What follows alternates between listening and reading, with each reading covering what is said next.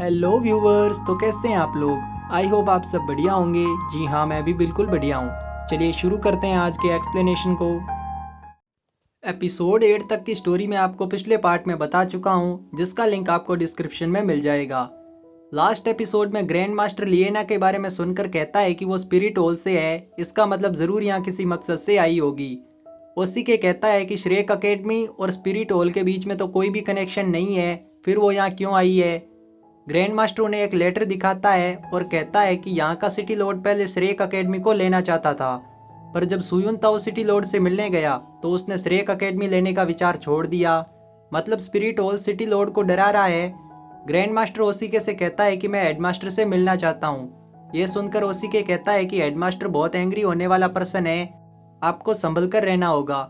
इस पर grand master smile करने लगता है। अब ओसीके ग्रैंड मास्टर को हेडमास्टर के पास लाता है। हेडमास्टर जैसे ही ग्रैंड मास्टर को देखता है तो वो उड़कर उसके पास आता है और कहता है कि मैंने तुम्हें हर जगह ढूंढा, तुम इतने साल से कहाँ पर थे। ग्रैंड मास्टर अपने पैसों के बारे में पूछता है तो हेडमास्टर उसको गले लगाता है और थोड़ी देर चुप होने को कहता है। वेल, इनकी बातों से हमें पता चलता है कि हेडमास्टर और ग्रैंड मास्टर बचपन से ही फ्रेंड है। हेडमास्टर ग्रैंड मास्टर को अपने ऑफिस में चलने को कहता है। ऑफिस में आकर ग्रैंड मास्टर लिएना के बारे में पूछता है तो हेडमास्टर कहता है कि वो स्पिरिट होल से है, पर अभी वो हमारे लिए कोई भी प्रॉब्लम नहीं है। हेडमास्टर डोर ओपन करता है तो ओसी के नीचे गिर जाता है। दरअसल ओसी के इन दोनों की बातें सुन रहा था। हेडमास्टर को देखकर वो वहां से भाग जाता है, पर दोबारा से विंडो के पास आकर उनकी बातें सुनने लगता है। हेडमास्टर विंडो भी बंद कर देता है। ग्रैंड मास्टर हेडमास्टर से कहता है कि टांगसन मेरा डिसिपल है और मैं नहीं चाहता कि स्पिरिट होल वालों को उसकी आइडेंटिटी का पता चले। हेडमास्टर कहता है कि उन्हें अभी टांगसन के बारे में पता नहीं है और आगे भी पता नहीं चलेगा। ग्रैंड मास्टर श्रेक अकेडमी में टीचर बनने का कहता है। हेडमास्टर कहता है कि श्रेक अकेडमी के पास अभी पैसे नहीं है। इस पर ग्रैंड मास्टर फ्री में पढ़ाने का कहता है। अब हेडमास्टर पूछता है कि तुम्हारे पास कितनी स्पिरिट रिंग है। ग्रैंड मास्टर कहता है कि अभी भी 2 ही है, मैंने रिंग लेने की जगह किताबें पढ़ना शुरू कर दिया था। आगे हेडमास्टर सारे स्टूडेंट से ग्रैंड मास्टर का इंट्रोडक्शन करवाता है और कहता है कि ग्रैंड मास्टर अब से तुम सबको स्पिरिट और स्पिरिट फॉर्म के बारे में सिखाएगा। कुछ टाइम बाद ओसीके, दाईमुबाई और टांगसन अपने रूम में आते हैं, जहां ओसीके कहता है कि मैं भी स्पिरिट मास्टर बनना चाहता था, पर मेरी स्पिरिट मेरे फादर यानी हेडमास्टर जैसी नहीं है। ओसीके टांगसन से पूछता है कि ग्रैंड मास्टर के पास कितने स्पिरिट रिंग्स है, क्या उनके पास भी हेडमास्टर के जितनी 7 स्पिरिट रिंग्स है। टांगसन कहता है कि ग्रैंड मास्टर के पास सिर्फ 2 स्पिरिट रिंग्स है। इस पर दाईमुबाई कहता है कि उसके पास तो सिर्फ 2 स्पिरिट रिंग्स है, फिर वो हमें कैसे पढ़ा सकता है। टांगसन कहता है कि स्पिरिट रिंग से किसी के नॉलेज का पता नहीं चलता। जितना नॉलेज ग्रैंड मास्टर को स्पिरिट और स्पिरिट फॉर्म के बारे में है, उतना नॉलेज पूरे दाओलुओ कॉन्टिनेंट में किसी को भी नहीं है। तभी ग्रैंड मास्टर वहां आता है और टांगसन को अपने साथ चलने को कहता है। वेल, वो इन तीनों की बातें सुन चुका था, पर इस टाइम वो इनकी बातें इग्नोर करता है। आगे ओसी के दाईमुबाई से पूछता है कि तुम्हें टांगसन से क्या प्रॉब्लम है। इस पर दाईमुबाई कहता है कि वो फाइट के टाइम अपनी स्पिरिट से ज़्यादा स्किल यूज करता है, जो मुझे पसंद नहीं है। अब ओसी के दाईमुबाई के साथ मार्केट आता है, जहां टांगसन ग्रैंड मास्टर के साथ एक ब्लैक स्मिथ की शॉप पर काम कर रहा था। दाईमुबाई उसे फोर्जिंग करता देख वहां से चला जाता है। रात में ग्रैंड मास्टर को एक लेडी की आवाज़ सुनाई देती है, जो हेडमास्टर से कुछ पैसे देने को कहती है। वेल, यही रीजन होता है कि श्रेक अकेडमी के पास पैसे नहीं होते। दरअसल हेडमास्टर अपने सारे पैसे विलेज वालों की हेल्प करने में लगा देता था। अगले दिन ग्रैंड मास्टर सारे स्टूडेंट को स्पिरिट और स्पिरिट फॉर्म के बारे में पढ़ाने लगता है, लेकिन दाईमुबाई क्लास अटेंड नहीं करता। कुछ दिनों बाद हेडमास्टर सारे स्टूडेंट को स्पिरिट के बारे में पूछता है। हेडमास्टर जब दाईमुबाई से क्वेश्चन करता है तो उसे कोई भी आंसर नहीं आता, क्योंकि उसने एक भी क्लास अटेंड नहीं की थी। हेडमास्टर इसका कारण पूछता है तो दाईमुबाई कहता है कि जो थ्योरी ग्रैंड मास्टर हमें पढ़ाता है वो हमारे किसी भी काम की नहीं है। हेडमास्टर कहता है कि अगर तुम स्पिरिट के बारे में नहीं जानोगे तो तुम्हें उसकी पावर और वीकनेस के बारे में कैसे पता चलेगा। आगे हेडमास्टर बाई के बारे में ग्रैंड मास्टर को बताता है। ग्रैंड मास्टर कहता है कि अगर वो कुछ सीखना नहीं चाहता है तो उसमें मैं क्या कर सकता हूँ। हेडमास्टर कहता है कि मेरे पास एक तरीका है जिससे बाई तुमसे सीखना चाहेगा। अगले दिन हेडमास्टर सारे स्टूडेंट को एक विलेज के बारे में बताता है जिसमें कुछ अजीब से इंसिडेंट हो रहे थे। वो सारे स्टूडेंट को उस विलेज में इन्वेस्टिगेशन करने का कहता है। अब सारे स्टूडेंट ग्रैंड मास्टर और हेडमास्टर के साथ उस विलेज के बाहर आते हैं। हेडमास्टर सबसे कहता है कि तुम्हें पता लगाना होगा कि इस विलेज में ये इंसिडेंट क्यों हो रहे हैं। अब सारे स्टूडेंट उस विलेज में चले जाते हैं। यहाँ लिएना भी उनके साथ जाने लगती है तो हेडमास्टर कहता है कि तुम यहाँ सिर्फ इन पर नजर रखने आई हो, अभी उन्हें अकेले ही इस एग्जाम को देने दो। लिएना कहती है कि मैं उनके लिए कोई भी प्रॉब्लम क्रिएट नहीं करूंगी। इतना कहकर वो भी उस विलेज में चली जाती है। ग्रैंड मास्टर और हेडमास्टर विलेज के बाहर ही रुकते हैं और सारे स्टूडेंट के लौटने तक वेट करने का कहते हैं। आगे सारे स्टूडेंट उस विलेज में आते हैं। इस विलेज का नाम नाइट फायर विलेज होता है। इस विलेज में बहुत सारी मुर्गियां होती है, जिन्हें देख टांगसन को थोड़ा डाउट होता है, क्योंकि इतनी मुर्गियां होते हुए भी वो विलेज एकदम साफ था। अब ये स्टूडेंट एक घर के पास आते हैं जहां आग लगी थी और पूरा घर जल चुका था। भाई बाकी सबसे विलेज के चीफ के पास चलने का कहता है। लिएना अभी भी उस घर को देख रही होती है। आगे भाई उस विलेज के चीफ से वहां हो रहे इंसिडेंट के बारे में पूछता है। इस पर विलेज चीफ कहता है कि यहाँ पिछले 100 सालों से कोई भी ऐसा इंसिडेंट नहीं हुआ है जो अजीब हो। जिस घर का तुम लोग कह रहे हो उसमें बस आग लगी थी, कोई भी अजीब इंसिडेंट वहां पर नहीं हुआ था। भाई ब्लैक कलर वाले मॉन्स्टर के बारे में पूछता है, जिसके बारे में उसने सुना था कि उस मॉन्स्टर ने वो आग लगाई थी। इस पर चीफ कहता है कि यहाँ कोई मॉन्स्टर नहीं है, मैं हमेशा से इस विलेज में ही रहता हूँ, ऐसी कोई भी बात नहीं है जो मुझे इस विलेज के बारे में नहीं पता है। टांगसन कहता है कि जब उस घर में आग लगी थी तब तुम कहाँ पर थे?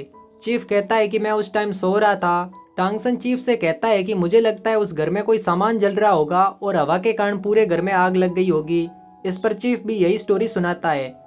भाई टांगसन को साइड में लाकर कहता है कि तुम चीफ का साथ क्यों दे रहे हो? इस पर टांगसन कहता है कि चीफ हमें इस विलेज में इन्वेस्टिगेशन नहीं करने देगा, इसलिए मैं बस उसे अपने फेवर में लेने की कोशिश कर रहा हूँ। भाई बाकी सबसे उस विलेज में कोई क्लू ढूंढने को कहता है। तभी लिएना भी वहां आती है और कहती है कि मुझे आग लगने के बारे में कुछ पता लगा है। अब ये सब चीफ के पास आते हैं और उससे पूछते हैं कि जब उस घर में आग लगी थी तब आप भी वहीं पर थे, पर आपने हमसे कहा था कि आप सो रहे थे। अब चीफ उनसे कहता है कि जब आग लगी थी तो मैं वहीं पर था और मैंने वहां एक परछाई को देखा था, पर मैं तुम्हें इस बारे में नहीं बता रहा था क्योंकि मैं नहीं चाहता था कि ऐसे और भी इंसिडेंट इस विलेज में हो। टांगसन पूछता है कि क्या कोई ऐसा भी है जो उस आग से बचा हो? चीफ कहता है कि एक छोटा बच्चा है जो उस आग से बच गया था, उसका नाम मा होंगजुन है। भाई बाकी सबके साथ मा होंगजुन को ढूंढने का कहता है और वहां से चला जाता है। अब टांगसन चीफ से पूछता है कि इस विलेज में कितनी मुर्गियां हैं? चीफ कहता है कि मुझे इस बारे में कुछ भी पता नहीं है। टांगसन पूछता है कि क्या कोई उस आग में जलकर मरा था? इस पर चीफ कहता है कि मा होंगजुन के फादर उस आग में जलकर मरे थे। अब टांगसन मा होंगजुन के फादर की ग्रेव देखने आता है, पर उसे वो ग्रेव कहीं नहीं मिलती। वहीं बाई और वो दूसरी लड़की मा होंगजुन के बारे में विलेजर से पता लगाने लगते हैं, पर उन्हें कोई भी क्लू नहीं मिलता। टांगसन अब भी उन मुर्गियों को देख रहा होता है। शावू इसके बारे में पूछती है तो टांगसन कहता है कि इस विलेज में बहुत सारी मुर्गियां हैं, पर कहीं भी उनका फैलाया कचरा नहीं है।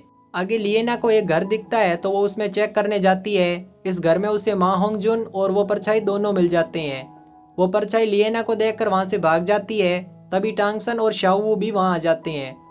लिएना उन्हें बताती है कि मैंने होंगजुन को देखा था, पर मुझे देखकर वो यहाँ से भाग गया। टांगसन कहता है कि तुमने उसे पकड़ा क्यों नहीं? इस पर लिएना कहती है कि मैं तुम सब पर सिर्फ नजर रखने आई हूँ। आगे भाई उस दूसरी लड़की से पूछता है कि तुम मुझसे फाइट क्यों करना चाहती हो? वो लड़की कहती है कि क्या तुम मुझे नहीं जानते?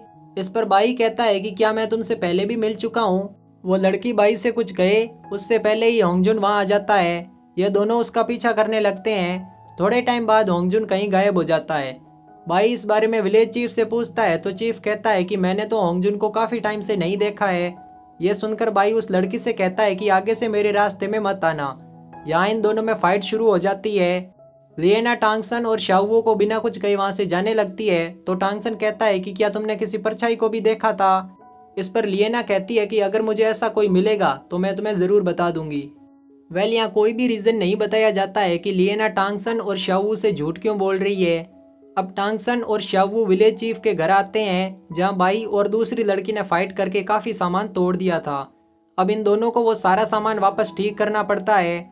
आगे टांगसन विलेज चीफ से पूछता है कि होंगजुन हमें देखकर भाग क्यों रहा है। इस पर चीफ कहता है कि हो सकता है वो तुम लोगों से डर रहा हो, और वैसे भी तुम लोगों ने इस विलेज में बहुत सारी इन्वेस्टिगेशन की है, तुम्हें यहाँ पर कोई भी मॉन्स्टर नहीं मिला, इसका मतलब इस विलेज में कोई भी मॉन्स्टर नहीं है।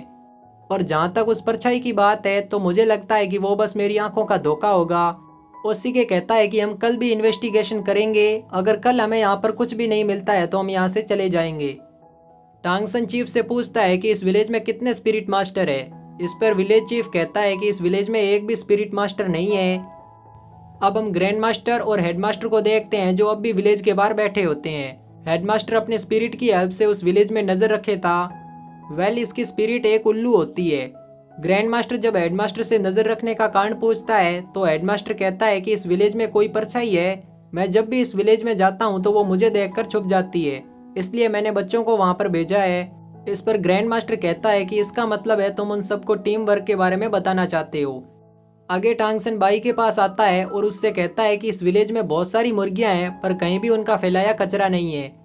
इस पर बाई कहता है कि अभी हमें ओंगजुन को ढूंढना चाहिए, ना कि मुर्गियों के कचरे को। टांगसन कहता है कि लिएना ने मुझे बताया था कि उसने ओंगजुन को देखा है, पर मुझे लगता है कि वो परछाई अभी भी इसी विलेज में है। लेकिन अगर उसने आग लगाई थी तो वो अभी भी इस विलेज में क्यों है? यह सुनकर बाई को भी इस बात पर थोड़ा डाउट होता है। आगे हम चीफ को देखते हैं जो ओंगजुन को खाना देने आता है। वो उससे 2 दिन तक घर से बाहर आने से मना करता है। चीफ यहाँ ओंगजुन से कहता है कि तुम्हारे फादर ह्यूमन नहीं है। यहाँ एज ए ऑडियंस हमें 2 बातों का पता चलता है। पहली की ओंगजुन के फादर जिंदा है और दूसरी की ओंगजुन के फादर और उस परछाई में कोई कनेक्शन है। अब विलेज चीफ वहां से जाने लगता है तो वो परछाई भी उसके पीछे पीछे आने लगती है। लिएना भी उसे छुपकर देख रही होती है। वो परछाई लिएना को देखकर वहां से भाग जाती है। लिएना भी उसके पीछे एक घर में आ जाती है। अब ये सीन यहाँ कट हो जाता है और हम टांगसन और शावू को देखते हैं जो एक साथ बैठे होते हैं। शावू टांगसन से हमेशा उसके साथ रहने का कहती है। ये दोनों बात कर ही रहे होते हैं तभी इन्हें बाई और दूसरी लड़की की बातें सुनाई देती है। टांगसन और शावू उनकी बातें सुनने लगते हैं।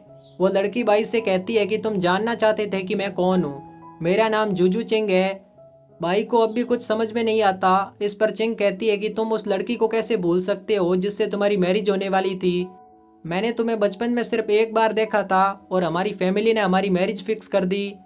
तुमने कहा था कि अगर मैं इस मैरिज को तोड़ना चाहती हूँ तो मुझे तुम्हें फाइट में हराना होगा। पहले मैं तुम्हें पसंद नहीं करती थी, पर जब मैं तुम्हें पसंद करने लगी तो तुम मुझे अकेला छोड़कर आ गई। तब से लेकर अब तक मैं तुम्हें ढूंढ रही थी और तुमसे फाइट करके मैरिज तोड़ना चाहती थी। इतना कहकर चिंग वहां से चली जाती है। टांगसन और शावू भी उनकी बातें सुन रहे होते हैं तभी लिएना उनके पास आती है। शावू लिएना को चिंग और बाई के मैरिज के बारे में बता देती है। लिएना अब बाई के पास आती है और उससे कहती है कि मैं जानती हूँ कि वो परछाई कहाँ पर है, पर तुम्हें मुझे अपने और चिंग के मैरिज के बारे में बताना होगा।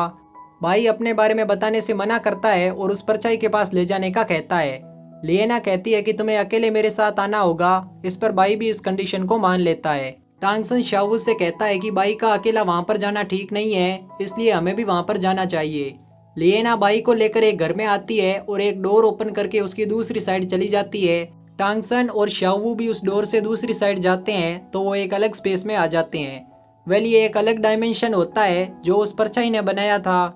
ये दोनों वहां से नॉर्मल वर्ल्ड में वापस आ जाते हैं। इधर बाई और लिएना अभी भी उस डायमेंशन में होते हैं और परछाई के बारे में बात कर रहे होते हैं। तभी उन्हें किसी की आवाज सुनाई देती है। कुछ टाइम बाद टांगसन और शावू वापस उस डायमेंशन में आते हैं तो उन्हें वहां बाई बेहोश मिलता है। लिएना उन दोनों से कहती है कि उस परछाई ने बाई पर अटैक करके उसे बेहोश कर दिया था।